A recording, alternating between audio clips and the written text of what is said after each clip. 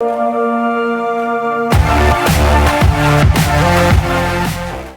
Students, मैं पीयूष राजपूत और आपका अपना चैनल पीयूष कोचिंग क्लासेस। तो बच्चों, आज हम सॉलिड स्टेट के कुछ इंपॉर्टेंट या प्रीवियस ईयर क्वेश्चंस कर रहे हैं, क्योंकि केमिस्ट्री के पेपर में जो भी क्वेश्चन आपसे पूछे जाएंगे वो या तो एनसीईआरटी से बिलोंग करते होंगे या फिर वो क्वेश्चन लास्ट ईयर के क्वेश्चन में से होंगे। इन दोनों से बाहर से कोई क्वेश्चन नहीं आता। अगर आप दोनों अच्छी तरह से आप कर लेते हैं तो आपके फुल मार्क्स बिल्कुल पॉसिबल हैं। तो बच्चों, आज हम फिर शुरू कर रहे हैं सॉलिड स्टेट के प्रीवियस ईयर क्वेश्चन। तो बच्चों, सबसे पहला क्वेश्चन हमारा क्या कह रहा है? क्वेश्चन बोलता है why are crystalline solids anisotropic. तो बच्चों, सबसे पहले आपको पता होना चाहिए कि जो हमारे क्रिस्टलाइन सॉलिड्स होते हैं वो होते क्या हैं।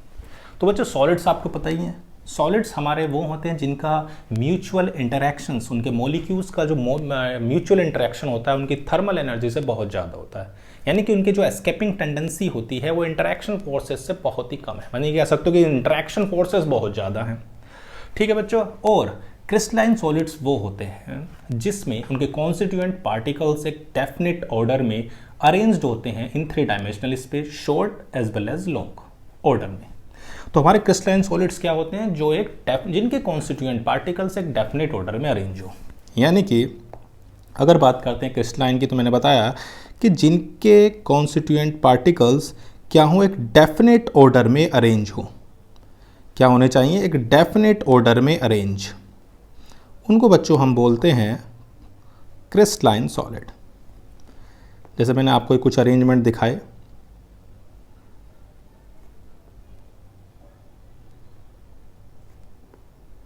ये मान लो आपका एक अरेंजमेंट है। तो इसमें क्या है कि जो भी आपका अरेंजमेंट हो रहा है कोई डेफिनेट ऑर्डर में है। किस में है बच्चों? एक डेफिनेट ऑर्डर में। जैसे मैंने ऊपर रेड रेड से दिखा दिए हैं, नीचे ब्लैक ब्लैक से दिखा दिए हैं, तो इस तरह से अरेंज होते हैं। इन अरेंजमेंट्स पे एक डेफिनेट ऑर्डर में जो 3 डायमेंशनल स्पेस में अरेंजमेंट है उसको हम क्रिस्टलाइन सॉलिड्स बोलते हैं। यानी कि अ डेफिनेट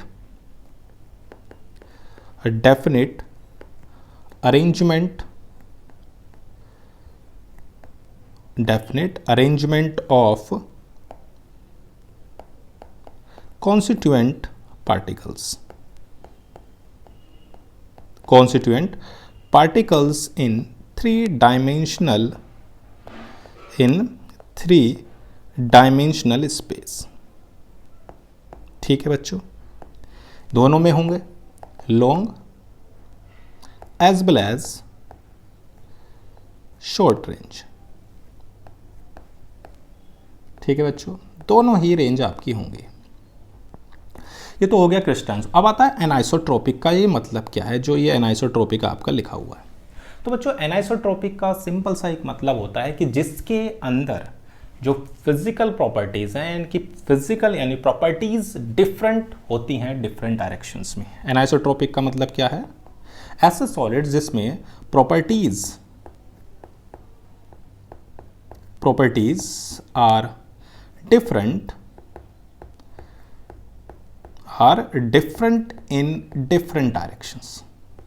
अलग अलग डायरेक्शंस में बच्चों ये अलग अलग होती हैं, उसको हम बोलते हैं क्या? एनाइसोट्रोपिक। क्योंकि भाई जो हमारे क्रिस्टलाइन सॉलिड्स होते हैं, क्रिस्टलाइन सॉलिड्स में जो अरेंजमेंट्स है वो डिफरेंट है। मेन रीज़न इसका यही है, एनाइसोट्रोपिक का जो मेन आपका रीज़न है वो है अरेंजमेंट्स। मैं आपको बताया कि arrangement are different in different direction।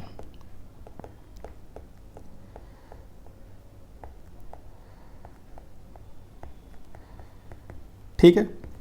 यानी कि जो भी आपके क्रिस्टलाइन सॉलिड्स हैं उसमें कॉन्स्टिट्यूएंट पार्टिकल्स एक डेफिनेट ऑर्डर में अरेंज होते हैं और उन अरेंजमेंट की वजह से ही फिजिकल प्रॉपर्टीज़ डिफरेंट होती हैं डिफरेंट डायरेक्शंस में। वो फिजिकल प्रॉपर्टीज़ कौन कौन सी हो सकती हैं बच्चों? जो अगर मैं प्रॉपर्टीज़ की बात करूं तो वो प्रॉपर्टी जैसे एग्जांपल में आपकी हो सकती है रिफ्रैक्टिव इंडेक्स,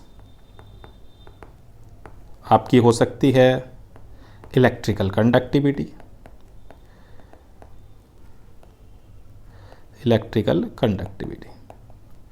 सही है इतनी बात?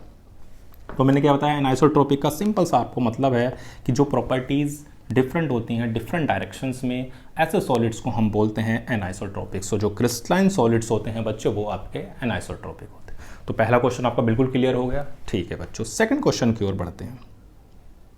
क्या कहता है? Some of the glass objects recovered from the ancient monuments look milky instead of being transparent. ठीक है बच्चों, तो बच्चों होता क्या है, जो बहुत ही पुरानी बिल्डिंग्स होती हैं उनके जो ग्लास हैं वो मिल्की कलर के हो जाते हैं। उसका रीज़न एक है कि जब दिन होता है तो दिन में टेम्परेचर हाई, यानी कि जो डे है वहाँ पर हीटिंग होती है। ठीक है, और जब नाइट होती है तो सिंपल सी बात है, टेम्परेचर आपका क्या हो जाएगा, कम, तो उसमें कूलिंग होती है। ठीक है, तो हम ये कह सकते हैं it undergoes heating at the day and cooling in night. सही है, यानी कि दिन में तो क्या हो रहा है, हीट कर रहा है, रात में क्या हो रहा है, कूल कर रहा है। तो ठंडा और गर्म यानी टेम्परेचर का बढ़ना, टेम्परेचर कम होना, टेम्परेचर का बढ़ना घटना, ये जो फिनोमेना है बच्चों इसको हम बोलते हैं एनेलिंग। इसे क्या बोलते हैं, एनेलिंग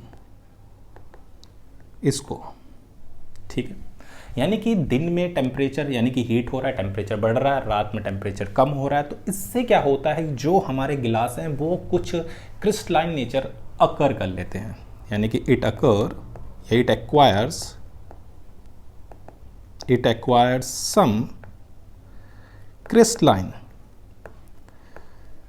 सम क्रिस्टलाइन कैरेक्टर। ठीक है, यानी कि मैंने क्या बताया कि आपके जो भी ग्लास हैं वो ग्लास दिन में हीट करते हैं, रात को कूल होते हैं, उसकी वजह से उसका कुछ कैरेक्टर क्रिस्टलाइन हो जाता है, जिसकी वजह से बच्चों वो मिल्की हो जाते हैं। और ये जो फिनोमिना है बच्चों हम उसको बोलते हैं एनेलिंग। क्लियर है इतनी बात, कोई दिक्कत तो नहीं। चलो बच्चों अगले क्वेश्चन की ओर बढ़ते हैं। Correct, crystalline solids are anisotropic in nature, what is this statement. मैंने अभी बताया आपको, पहला क्वेश्चन बिल्कुल यही था कि हमारे जो क्रिस्टलाइन सॉलिड्स होते हैं उन क्रिस्टलाइन सॉलिड्स में डिफरेंट डायरेक्शंस में डिफरेंट प्रॉपर्टीज। सिंपल सा एक मतलब आपको दिमाग में रखना है कि यानी कि प्रॉपर्टीज आर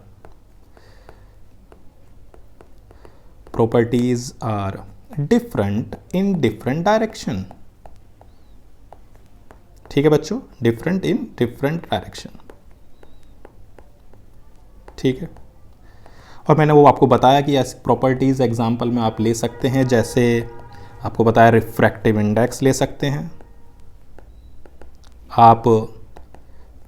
दूसरी प्रॉपर्टी मैंने आपको बताई इलेक्ट्रिकल कंडक्टिविटी।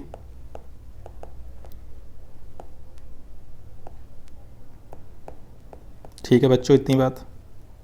तो क्रिस्टलाइन सॉलिड्स एनाइसोट्रॉपिक हैं, इसका सिंपल सा आपका मतलब हो गया कि जो फिजिकल प्रॉपर्टीज़ हैं वो डिफरेंट होती हैं डिफरेंट डायरेक्शंस में, और उसका रीज़न है अरेंजमेंट्स। अलग अलग अरेंजमेंट्स होता है कॉन्स्टिट्यूएंट पार्टिकल्स का, जिसकी वजह से उसको हम एनाइसोट्रॉपिक बोलते हैं। क्लियर है ये तीनों क्वेश्चन। चलो बच्चों देखते हैं फोर्थ क्वेश्चन क्या कहता है। फोर्थ क्वेश्चन में कह रहा है right any two differences between amorphous solid and crystalline solids. तो मैंने आपको बताया जो क्रिस्टलाइन सॉलिड्स हैं बच्चों वो एक डेफिनेट अरेंजमेंट्स हैं, मतलब एक 3 डायमेंशनल स्पेस पर डेफिनेट अरेंजमेंट होता है। पहला क्या हो गया कि जो क्रिस्टलाइन सॉलिड्स हैं उनका एक डेफिनेट अरेंजमेंट है, जबकि अमोर्फस का नहीं होता, और इनके शार्प मेल्टिंग पॉइंट होते हैं। किनके, जो हमारे यानी कि क्रिस्टलाइन सॉलिड्स का क्या है, डेफिनेट अरेंजमेंट है, जबकि अमोर्फस का डेफिनेट अरेंजमेंट नहीं है, not arranged in a definite order. ठीक है, एक डेफिनेट ऑर्डर में अरेंज नहीं होते, और शार्प मेल्टिंग पॉइंट भी मतलब किनका होता है,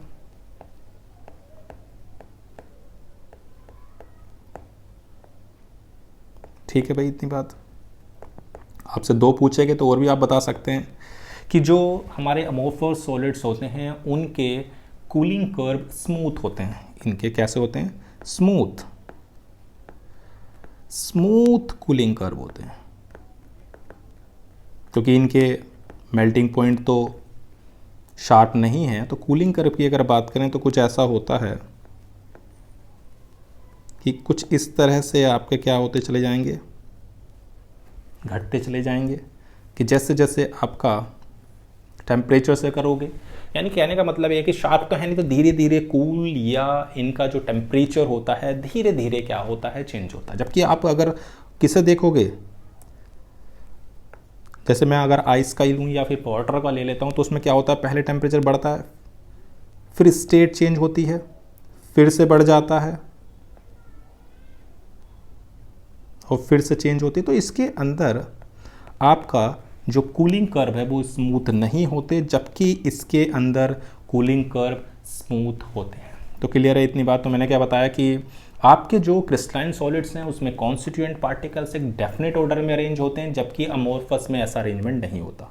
दूसरा मैंने बताया कि जो हमारे क्रिस्टलाइन सॉलिड्स हैं बच्चों, उनके क्या हैं, आपके शार्प मेल्टिंग पॉइंट है। कैसा मेल्टिंग पॉइंट है, शार्प, जबकि इनके शार्प मेल्टिंग पॉइंट नहीं होते, जबकि इनके जो कूलिंग कर्व हैं वो स्मूथ होते हैं, जबकि इसके कूलिंग कर्व स्मूथ नहीं होते।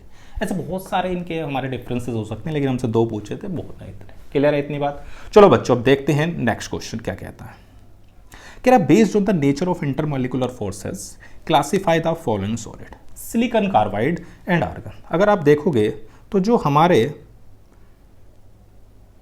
सिलिकॉन कार्बाइड है वो कैसा है, कोवेलेंट होता है, कोवेलेंट सॉलिड्स। जो सिलिकॉन कार्बाइड है SiC, वो आपका एक कोवेलेंट सॉलिड्स है, जबकि जो ऑर्गन है वो आपका मोलिकुलर सॉलिड्स है, और मोलिकुलर में भी आप बोल सकते हो नॉन पोलर।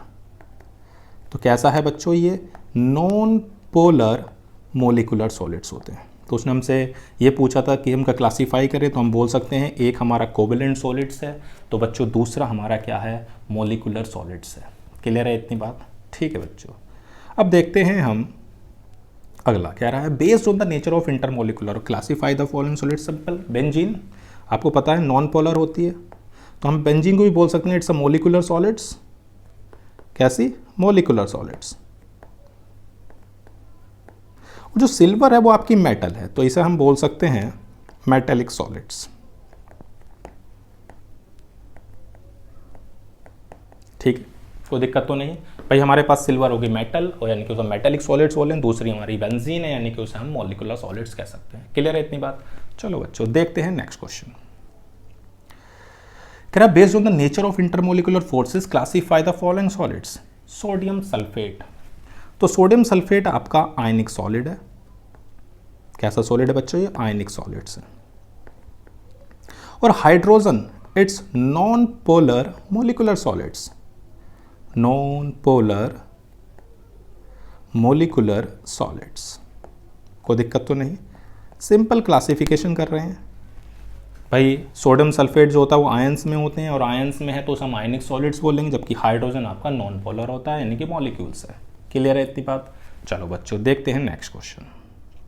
अगला आ रहा है given example each of the following. आपको मोलिकुलर सॉलिड्स, मैंने आपको बताया मोलिकुलर सॉलिड बहुत सारे हो सकते हैं, जैसे कि भाई HCl भी आपका मोलिकुलर सॉलिड्स है, CO2 भी आपका मोलिकुलर सॉलिड्स है।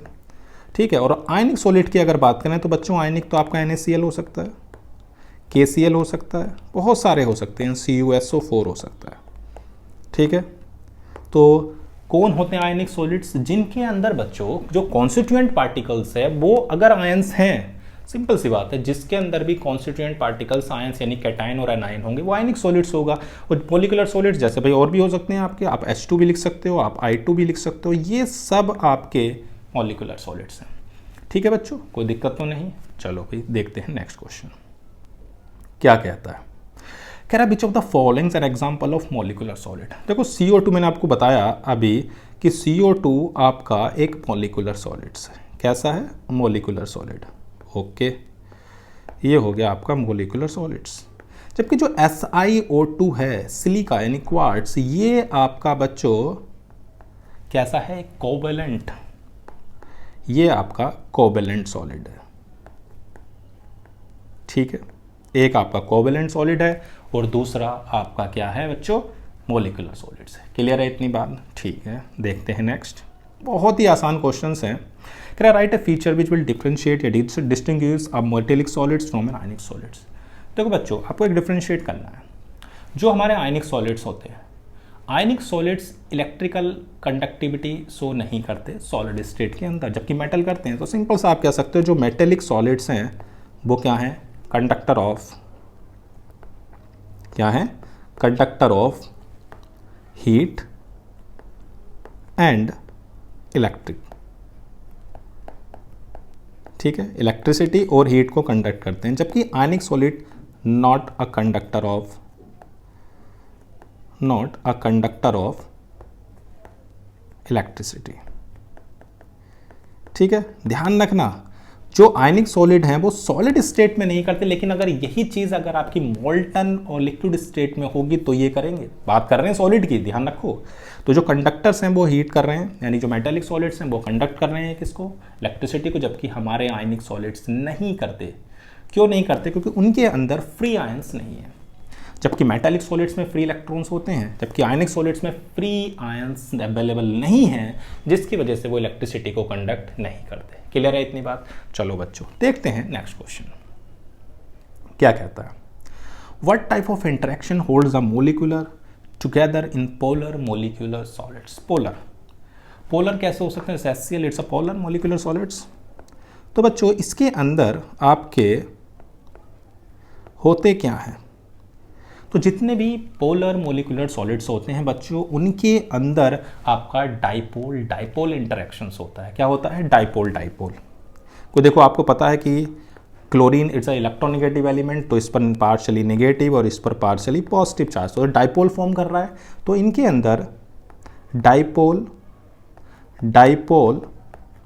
इंटरेक्शन होता है।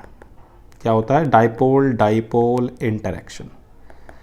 ठीक है, कोई दिक्कत तो नहीं। हमसे सिर्फ ये पूछा गया था कि इनके अंदर कौन सा इंटरेक्शन है, तो हम सिंपल बोल सकते हैं it's a dipole interactions. Clear है इतनी बात? चलो बच्चों, देखते हैं नेक्स्ट क्वेश्चन क्या कहता है। Right A distinct features of metallic solids. मैंने आपको भी बताया मेटेलिक सॉलिड्स के अंदर कि जितने भी आपके मेटेलिक सॉलिड्स हैं वो conductor of heat and electricity. ठीक है, क्योंकि इनके अंदर क्या है? फ्री इलेक्ट्रॉन्स अवेलेबल है। क्या है? Free electron. उसकी वजह से ये इलेक्ट्रिसिटी को क्या करते हैं? कंडक्ट करते हैं। और ये कह सकते हैं कि इट्स अ मैलेबल। ठीक है, डक्टाइल भी होते हैं, कह सकते हैं। तो ये कुछ आपको फीचर्स बताए थे, आप इतने लिख सकते हैं, काफ़ी है भाई। जितने भी मेटालिक सॉलिड्स हैं उसके अंदर फ्री इलेक्ट्रॉन होने की वजह से वो इलेक्ट्रिसिटी को कंडक्ट कर रहे हैं, डक्टाइल नेचर रख रहे हैं, और आपके क्या है? मैलेबल है। क्लियर है इतनी बात? चलो बच्चों, देखते हैं नेक्स्ट क्वेश्चन। कह रहा है कि how do metallic and ionic substance different in conducting electricity. मैंने आपको बताया रीजन, फ्री इलेक्ट्रॉन। यानी कि जो भी आपके क्या हैं? मेटेलिक हैं, उन मेटल्स के अंदर आपके पास क्या अवेलेबल हैं? Free electrons. जबकि जितने भी आयनिक सब्सटेंस हैं इनके अंदर कोई भी फ्री आयंस नहीं होता। It does not contain any free ions. कोई भी फ्री आयंस नहीं होने की वजह से बच्चों ये कोई भी कंडक्ट नहीं कर पाते इलेक्ट्रिसिटी को। क्लियर है इतनी बात कि मेटल के अंदर फ्री इलेक्ट्रॉन्स हैं जिसकी वजह से इलेक्ट्रिसिटी को कंडक्ट कर रहे हैं, जबकि अंदर नहीं है। क्लियर है? चलो बच्चों, देखते हैं नेक्स्ट क्वेश्चन क्या कहता है। कह रहा है stability of a crystal is related to the magnitude of its melting point. कि किस तरह से रिलेट कर रहे हैं क्रिस्टल किसको? Melting point. मतलब स्टेबिलिटी कि मेल्टिंग पॉइंट से स्टेबिलिटी कैसे हो रही है। देखो बच्चों, जो हमारे क्या नाम सॉलिड्स होते हैं, क्रिस्टलाइन सॉलिड्स, उनके मेल्टिंग पॉइंट हाई होते हैं या नहीं होते? यानी कि मेल्टिंग पॉइंट जो हैं बच्चों वो कैसे हैं? हाई हैं। अब मेल्टिंग पॉइंट हाई हैं, किसके मेल्टिंग पॉइंट हाई होते हैं? तो बच्चों, मेल्टिंग पॉइंट सिर्फ उसी के हाई हो सकते हैं जिनका इंटरेक्शन फोर्स क्या हो? ज़्यादा हो। सिंपल सी बात है कि मेल्टिंग पॉइंट हाई होने का मतलब है जिसमें स्ट्रॉन्ग इंटरमोलिकुलर फोर्सेस हो, यही तो बोलोगे। यानी कि मेल्टिंग पॉइंट हाई है तो हम ये क्या बोलेंगे? स्ट्रॉन्ग इंटरमोलिकुलर फोर्सेस हाई है ना। और जितना ज़्यादा स्ट्रॉन्ग इंटरमोलिकुलर फोर्सेस होंगे सॉलिड्स के अंदर, उसकी स्टेबिलिटी भी उतनी ही ज़्यादा होगी। तो सिंपल सी बात है, मेल्टिंग पॉइंट हाई है तो इसका मतलब क्या हुआ, स्ट्रॉन्ग इंटरमोलिकुलर फोर्सेस हैं और उसके हाई होने की वजह से मोर स्टेबल है।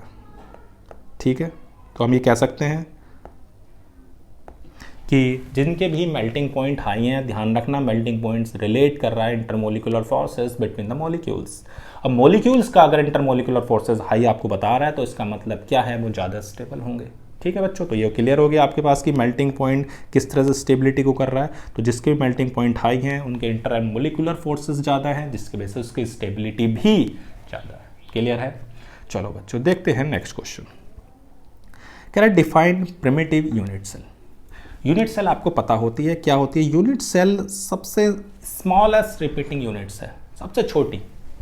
यानी कि मैं कह सकता हूं यूनिट सेल क्या है, स्मॉलेस्ट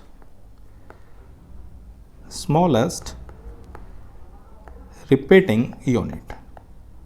सही है, यानी कि जो ऐसी यूनिट है जिसको हम बार बार रिपीट कर रहे हैं, उस रिपीट करके आपको एक अरेंजमेंट्स मिल रहा है, उस वही अरेंजमेंट्स आपका क्या होता है, क्रिस्टलाइन सॉलिड्स। यानी क्रिस्टलाइन सॉलिड्स में हमने क्या करा, एक चीज़ ली, जैसे कि मैं सिंपल एक क्यूब ले लेता हूँ।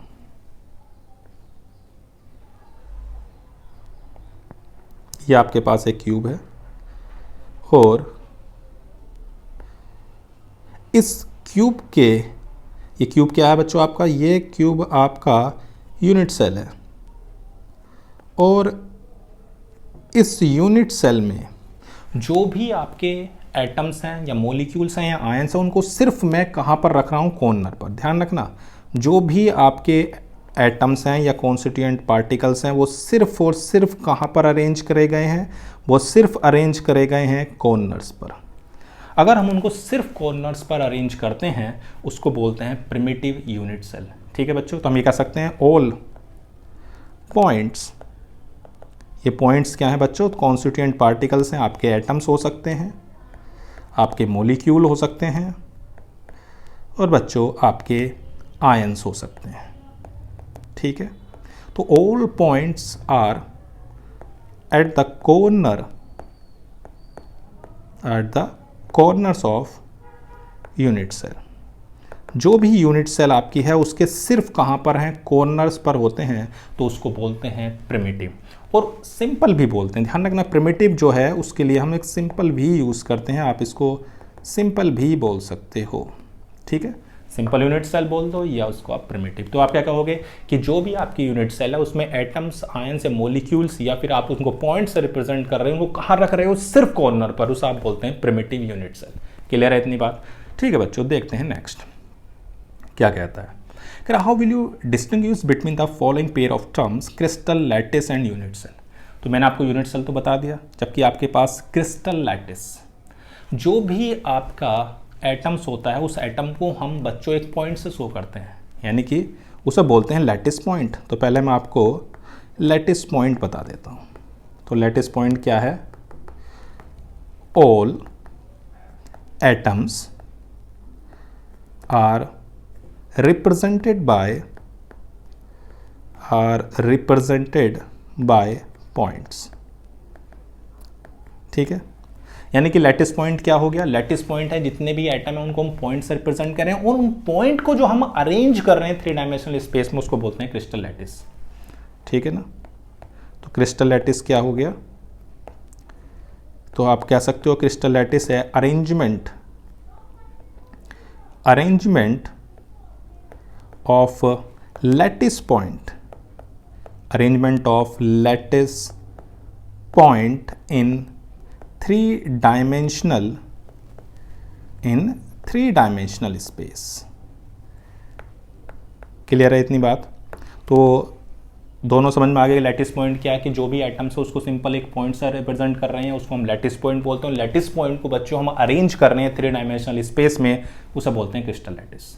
और अगर मैं यूनिट सेल की बात करूं तो आप ये भी कह सकते हो कि जो यूनिट सेल है it's a combination of lattice point.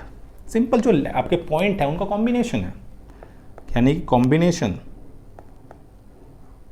Combination of lattice point, या मैंने आपको बताया स्मॉलेस्ट रिपीटिंग यूनिट होती है, जो सबसे छोटी रिपीटिंग यूनिट है, जिसको आप बार बार रिपीट करके एक किसको बना रहे थे, क्रिस्टल को बना रहे थे, क्रिस्टलाइन सॉलिड्स को फॉर्म कर रहे थे, उसे भी हम क्या बोलते हैं, यानी कि smallest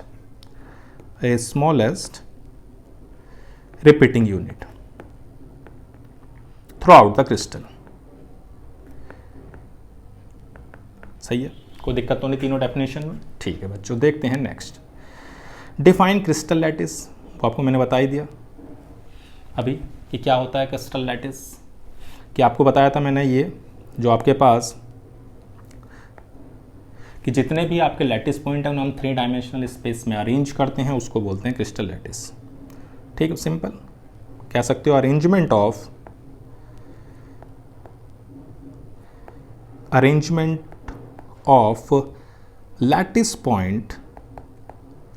lattice point in 3 dimensional space. Simple सी बात है, उसको आप क्या बोल रहे हो, स्पेस क्रिस्टल लैटिस। ठीक है, कोई दिक्कत नहीं। चलो बच्चों, अब देखते हैं नेक्स्ट क्वेश्चन क्या कहता है। Name the parameters that characterise a unit cell. ठीक है भाई, चलो इसे भी देख लेते हैं बच्चों। मान लेते हैं आपके पास एक यूनिट सेल है, मैंने एक क्यूब ले लिए यूनिट सेल में, और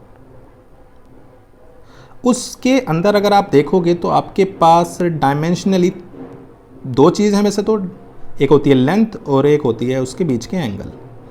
ये में इसके पैरामीटर्स हैं, कौन कौन से मैंने बताया कि इसकी लेंथ हो गई और उसके बीच के एंगल्स हो गए। यानी कि अगर मैं इसको A, इसको B और इसको C मान लो, और इनके बीच के अगर एंगल की बात करूं तो एक अल्फ़ा, एक बीटा और अगला हमारे पास क्या हो जाएगा, गामा। तो 3 तो एंगल हो गए, अल्फ़ा, बीटा और गामा, और हमारे पास हो गया A, B और C। तो ये इसके क्या हैं, पैरामीटर्स हैं। यानी कि 3 तो लेंथ ABC और उनके बीच के एंगल उनके क्या हैं बच्चों, पैरामीटर्स हैं। क्लियर है इतनी बात? तो पैरामीटर्स होते क्या हैं, यानी कि यही जो ये डिसाइड करते हैं कि उसकी शेप एंड साइज कैसी होगी। इन्हीं के बेसिस पे बच्चों हम इन्हें 7 कैटेगरीज में डिवाइड कर रहे हैं। आपने पढ़ा होगा, जैसे अपनी क्यूबिकल यूनिट सेल हो सकती है, ऑर्थोगोनल हो सकता है, रोम्बिक हो सकता है, ऐसे बहुत सारे हैं। हमारा वो क्वेश्चन नहीं है, हमारा ये है कि इसके पैरामीटर हैं, तो इनके बीच के एंगल हैं और उनकी लेंथ है। क्लियर है इतनी बात? ठीक है बच्चों, देखते हैं नेक्स्ट। कह रहा how many atoms per unit cell are present in BCC, यानी body centred cubic unit cell.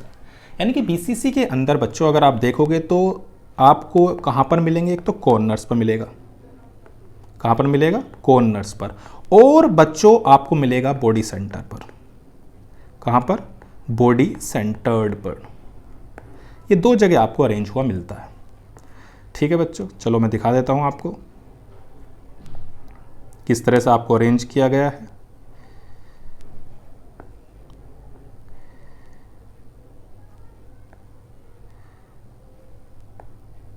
इसमें आपको कॉर्नर्स पर दिखाना है, और आपको पता है कि जो कॉर्नर्स पर होते हैं उनका जो कंट्रीब्यूशन होता है वो सिर्फ उस यूनिट सेल में 1/8 होता है। कितना होता है? 1/8। और जो बॉडी के अंदर होगा उसका तो पूरा ही कंट्रीब्यूशन होगा। यानी कि जो आपके पास यहाँ कॉर्नर्स पर हैं, ये हो गया, एक ये हो गया, ये हो गया, ये है। कॉर्नर्स पर 8 कोने हैं आपके पास।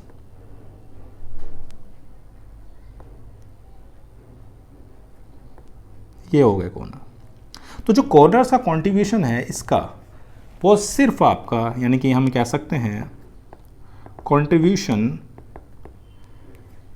Of atom in unit cell, वो सिर्फ बच्चों आपका कितना है? 1/8। लेकिन जो बच्चों आपके वो बिल्कुल यहाँ होते हैं उनका जो कंट्रीब्यूशन है वो 1 होता है। तो अगर नंबर ऑफ एटम्स की बात करें तो कॉर्नर का कंट्रीब्यूशन कितना हो गया? 1/8। कितने नंबर ऑफ एटम्स हैं? वो हमारे 8 हैं कोने पर, तो 8 × 1/8। और वो कितने हैं? तो वो 1 है। तो आपके पास number of atom per unit cell आपके पास BCC में हो गए 2। क्लियर है इतनी बात? तो BCC क्या है कि हम क्या कर रहे हैं, एटम्स को अरेंज कर रहे हैं कॉर्नर्स पर, और एक एटम को रख रहे हैं बिल्कुल बॉडी के अंदर। जो कॉर्नर्स पर रखे हुए हैं उनका कंट्रीब्यूशन आपका एक होता है 1/8। नंबर ऑफ एटम्स आपके पास हैं 8, तो 8 × 1/8 + 1। क्लियर है इतनी बात? ठीक है बच्चों, देखते हैं नेक्स्ट। अब कह रहा how many atom constituent one unit cell of a face centred cubic, FCC. किसकी बात कर रहे हैं बच्चों? एफसीसी की। चलो भाई देखते हैं एफसीसी। तो भाई एफसीसी में आपके जो अरेंज होंगे वो कहाँ होंगे? कॉर्नर्स पर तो होंगे ही, और उसके साथ साथ आपके बच्चों होते हैं फेस पर। चलो इसे भी देख लेते हैं कि कहाँ कहाँ पर हैं। तो मैंने आपको बताया कॉर्नर्स और फेस पर होते हैं। कितनी फेस होंगी? तो बच्चों इसकी 6 फेसेस आपके पास होंगी। चलो भाई ये आपके एक क्यूबिक यूनिट सेल हो गई, और इसमें अरेंज कर लेते हैं इसके सबसे पहले कॉर्नर्स पर। ये हो गया एक, ये दूसरा, ये तीसरा, ये चौथा, ये पांचवा, 6, 7 और 8। ठीक है, इतनी बात। 8 कोने हो गए पूरे। फेसेस पर देखो तो 1, 2, 3, 4, 5 सामने वाली फेस, और ये पीछे वाली फेस। तो आपके पास 6 फेसेस हैं। ठीक है, तो मैंने अभी आपको बताया कि जो भी कॉन्ट्रीब्यूशन है इसका कॉन्ट्रीब्यूशन आपका कितना है? 1/8 का। और जो फेसेस पर होते हैं बच्चों उनका कॉन्ट्रीब्यूशन होता है हाफ। मतलब अगर ये एक फेस है तो आधा इधर होगा और आधा दूसरी वाली यूनिट सेल में होगा, तो आधा आधा होता है। तो जो कॉन्ट्रीब्यूशन होगा वो हाफ होता है। और नंबर ऑफ फेसेस हैं 6। तो ये आपके पास जो number of atoms per unit cell हैं बच्चों वो कितने हो गए? 4। क्लियर है इतनी बात? तो बीसीसी में हो गए 2, एफसीसी में हो गए 4। क्लियर है? चलो बच्चों देखते हैं नेक्स्ट। अगला, calculate the number of atoms in a face centred cubic unit cell. मैंने आपको बता दिया भाई एफसीसी में कितने होंगे बच्चों, तो आप याद रखोगे एफसीसी में यानी कि Z हैं 4। कोई दिक्कत तो नहीं है, अब याद रहेगा। ठीक है, देखते हैं next. How many atoms are there in one unit cell of a body centred cubic. Simple सी बात है, बीसीसी में अभी आपको बताया गया कितने बच्चों, तो Z हो जाएगा बीसीसी के अंदर 2, क्योंकि उसमें सिर्फ कहाँ पर हैं, तो वो आपके कॉर्नर्स पर हैं और एक बॉडी पर है। ठीक है इतनी बात? ठीक है, नेक्स्ट देखते हैं। कह रहा calculate the number of unit cell in 8.1 gram of aluminium if it's a crystalline in FCC. ठीक है भाई, आपको ये पता है कि एफसीसी के एक यूनिट सेल में नंबर ऑफ एटम कितने होते हैं? 4। यानी सिंपल सबसे पहले लिखेंगे कि number of atoms in each unit cell, हर यूनिट सेल के अंदर जो नंबर ऑफ एटम हैं वो कितने हैं एफसीसी में? 4। तो सबसे पहले नंबर ऑफ एटम्स निकाल लेते हैं। चलो भाई, तो आपको पता है नंबर ऑफ एटम्स निकालने के लिए सबसे पहले निकालते हैं नंबर ऑफ मोल्स। मोल्स आपको पता है क्या होता है? Mass upon atomic mass. Aluminium का आपके पास 27 है, तो ये आ जाएगा 0.3। तो अगर मैं नंबर ऑफ एटम्स निकालूं तो बच्चों कितने आते हैं? तो सिंपल सी बात है, number of mole into Avogadro number. ठीक है, तो ये हो जाएगा 3 2 6, 0 3 6 18। क्लियर है इतनी बात? तो 1.8 इंटू 10 की पावर 23। तो ये आपके पास आ गए नंबर ऑफ एटम। यानी पहले मोल निकाले, अवोगाद्रो नंबर से मल्टीप्लाई करें, सिंपल नंबर ऑफ एटम आ गए। अब निकालते हैं, हमसे पूछे क्या गए? Calculate the number of unit cell. हमें पता है कि एक यूनिट सेल में 4 एटम है, तो सिंपल सी बात है, डिवाइड कर दो। तो नंबर ऑफ, तो आपके पास नंबर ऑफ यूनिट सेल हो जाएंगे बच्चों आप 1.806 इंटू 10 की पावर 23 डिवाइड बाय 4। 4 4 सा कितने हो गए बच्चों? 16। कितने बचे? 2 4 5 सा 20, 4 1 सा 4। तो ये लगभग आपका आ जाएगा बच्चों 4.51 इंटू 10 की पावर 22। इतने नंबर ऑफ क्या हो गए आपके पास यूनिट सेल। सबसे पहले हमने देखा कितने नंबर ऑफ एटम्स हैं, और हमें पता है कि एक यूनिट सेल में 4 एटम होते हैं, तो इतने यूनिट सेल निकल गए। क्लियर है इतनी बात? ठीक है बच्चों, देखते हैं नेक्स्ट। करो what is the formula of a compound in which element Y form CCP lattice. देखो भाई, सीसीपी का मतलब बच्चों होता है एफसीसी। सिंपल सी बात है, पहले आप दिमाग में रखेंगे सीसीपी मतलब एफसीसी। ठीक है, और एफसीसी में हमें पता है कि नंबर ऑफ एटम्स जो होते हैं यूनिट सेल में वो कितने होते हैं, 4। तो number of items in each unit cell, पहले ये निकाल लेते हैं। तो कितने हैं, 4। ओके। और जितने नंबर ऑफ आइटम्स होते हैं उसके डबल टेट्राहेड्रल बॉइड्स होते हैं। तो आपके पास टेट्राहेड्रल जो बॉइड्स हो गए वो कितने हो गए, डबल। ध्यान रखना जितने नंबर ऑफ आइटम्स हो उसके डबल टेट्रा होते हैं और उतने ही ऑक्टा हैं। तो 2 × 4 यानी कि 8। सही है इतनी बात, ठीक है। अब ये कहता है कि what is the formula of a compound in which the element by form CCP, ठीक है, एंड एटम्स X ऑक्यूपाई 1/3, ठीक है। तो X और अगर Y को देखें तो ये 1/3 रखता है किसका बच्चों, टेट्राहेड्रल बॉइड्स का, और दूसरे के पास नंबर ऑफ एटम्स है किस किस पर बेस्ड है, FCC पर। तो 4 × 2 = 8। तो हमारे पास जो X और Y का रेशियो है बच्चों वो 2:3 है, जिसे आप 2:3 भी लिख सकते हैं। तो हमारे पास फॉर्मूला आ गया X2 Y3। क्लियर, इतना बहुत आसान है। नेक्स्ट क्वेश्चन बिल्कुल इसके जैसा ही है, एक बार आप वीडियो को पॉज करें और एक बार ट्राई करें, ठीक है ना। चलो भाई देखते हैं। What is the formula of a compound in which the element by form CCP। मैंने आपको बताया CCP का मतलब सिंपल FCC। तो नंबर ऑफ एटम्स कितने हो जाएंगे, अभी मैंने आपको बताया 4, और नंबर ऑफ ऑक्टा, ऑक्टा उतने ही होते हैं। तो नंबर ऑफ ऑक्टाहेड्रल बॉइड्स हो गए बच्चों कितने, 4 ही, ठीक है। अब देखो X जो होता है वो 2/3 ऑक्यूपाई कर रहा है, कितने कर रहा है, 2/3, और Y आपके पास 4 है ही, तो ये कितना हो गया, 4 से 4 कैंसिल, तो सिंपल 2:3, तो वही आ गया X2 Y3। क्लियर है इतनी बात। तो बच्चों आज हमने 25 क्वेश्चंस करे, तो आज की क्लास में सिर्फ इतना ही। Thank you.